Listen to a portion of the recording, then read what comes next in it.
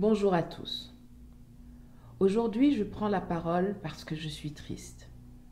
Je suis triste de voir la violence ressurgir en Côte d'Ivoire. Je suis triste de voir l'inhumanité prendre le dessus à nouveau. Je suis triste de voir que l'on n'apprend pas, que l'on ne tire pas de leçons du passé.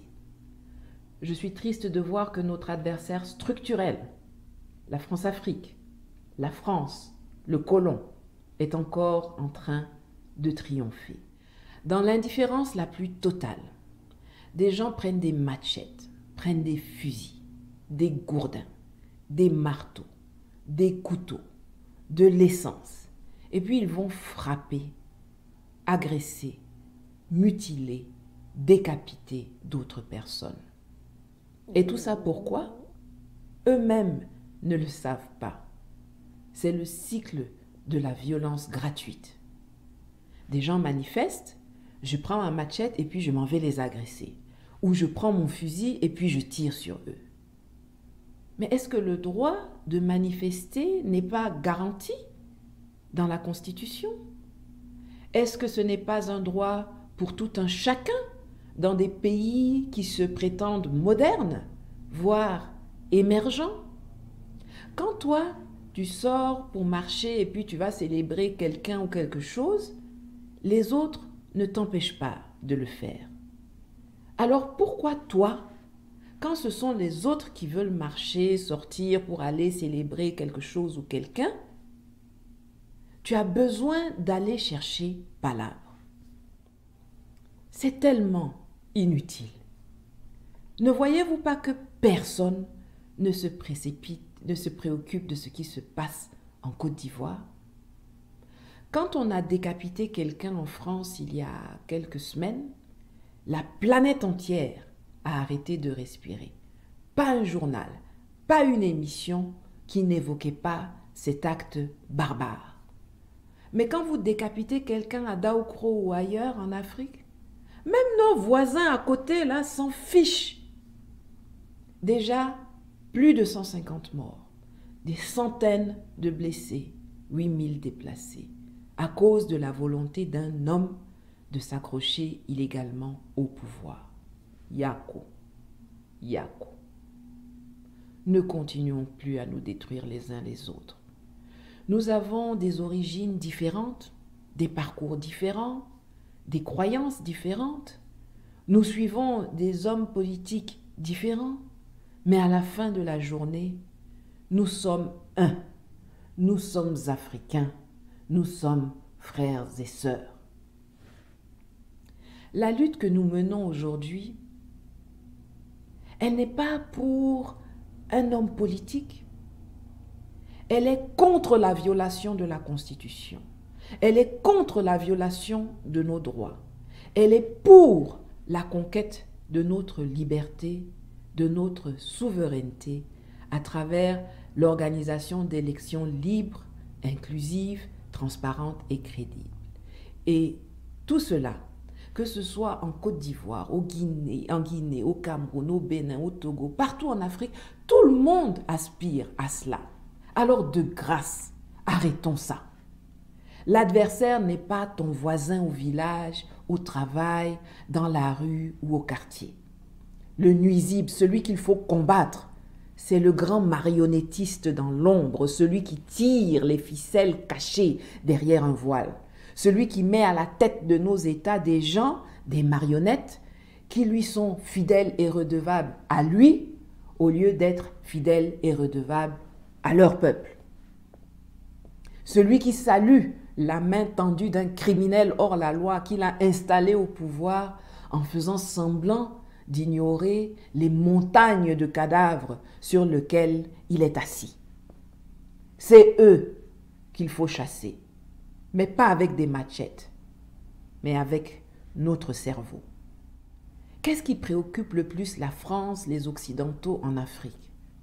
Mais c'est leur main mise sur nos ressources naturelles et également la sécurisation de leurs intérêts, des intérêts de leurs entreprises, de leurs hommes d'affaires, des contrats farfelus et complètement déséquilibrés qu'ils signent avec nos États. C'est la pérennisation de leur monopole appauvrissant, de leur base militaire, de leur tutelle sur nous à l'ONU. C'est le remboursement de la dette avec des intérêts complètement exorbitants qu'ils nous imposent parce que, disent-ils, le risque dans nos pays est grand. Ce qu'ils oublient de dire, c'est que ce sont eux qui s'arrangent pour que le risque soit grand. Car plus le risque est grand, plus les intérêts sont élevés et plus c'est lucratif pour eux. Les bons pays, là, on leur prête à 0% de taux d'intérêt et parfois même les taux d'intérêt sont négatifs. Je te prête 100 francs, tu me rends 100 francs. Je te prête 100 francs, tu me rends 98 francs. Oui, oui, ça existe. C'est la situation des pays qui sont stables, qui sont sereins, qui sont apaisés, qui produisent de la valeur au lieu de produire des morts et de la violence à domicile. Et puis il y a nous là. On nous prête 100 francs et on doit leur rendre 170 ou 190 francs. D'ailleurs, je dis francs. Mais on nous prête en dollars ou en euros et donc on doit rembourser encore plus que ça. Parce que le taux de change entre le dollar et le CFA, ou l'euro et le CFA, n'est pas à notre avantage. Et qu'avec les accords monétaires actuels, je devrais dire la prison monétaire actuelle, nous n'avons pas la possibilité de changer pour que ça nous arrange nous. Alors si on veut se libérer, pour pouvoir enfin tous accéder à la liberté, à la richesse, à la responsabilité, il va falloir les toucher là où ça fait mal, à leur poche. Si tu as une puce Orange, va chez Move, va chez MTN. Grâce à la portabilité, tu peux changer d'opérateur tout en gardant le même numéro. 10 minutes et puis c'est fini. Si en 2 semaines, 3 à 4 millions de personnes ont changé d'opérateur, Orange, ça va leur faire mal.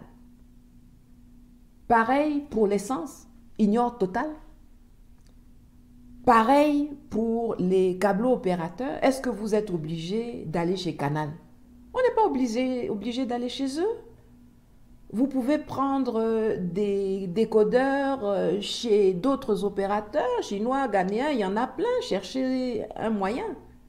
Soyons créatifs, soyons patriotes, soyons malins. La lutte sera dure. Elle sera longue et elle sera sur divers fronts. Et chacun d'entre nous doit faire sa part. Les ancêtres ont fait leur part pour essayer de mettre fin à l'esclavage. Ceux qu'on a appelés les pères de l'indépendance ont essayé de faire leur part pour mettre fin au travail forcé. Chaque fois, l'asservissement a reculé pour prendre une autre forme et mieux sauter. L'esclavage est devenu colonisation. La colonisation est devenue néocolonisation, l'impérialisme économique. Aujourd'hui, nous devons abattre une fois pour toutes cette hydre qui nous exploite, qui nous appauvrit, qui nous divise pour mieux régner et s'enrichir à nos dépens.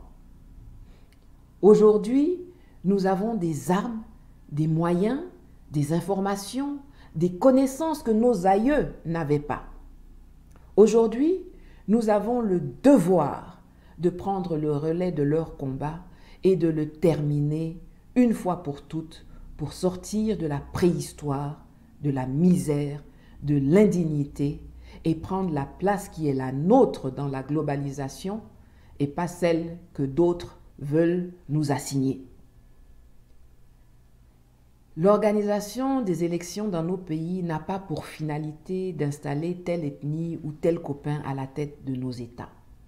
Elle doit aboutir à un choix raisonné, basé sur le type de société dans laquelle nous voulons vivre, le type d'école, d'enseignement que nous voulons pour nos enfants, le type de relation que nous voulons avoir les uns avec les autres, le type de valeurs, de principes qui doivent régir notre vie commune, le type d'institution que nous voulons mettre en place pour que, quel que soit celui ou celle qui s'assoit dans le fauteuil présidentiel, il ou elle sache qu'il ou elle ne pourra jamais se passer de rendre compte à son souverain, c'est-à-dire à nous, le peuple. Le type de projet, de décision, d'acte que nous devons poser pour pouvoir bétonner notre autodétermination, notre liberté, notre prospérité à tous.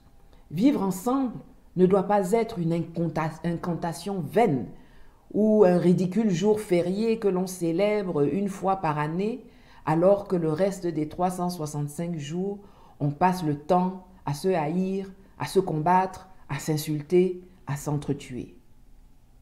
La résistance continue. Ne nous trompons pas d'adversaires et ensemble, luttons pour notre bien commun, car un peuple uni jamais ne sera vaincu. Merci.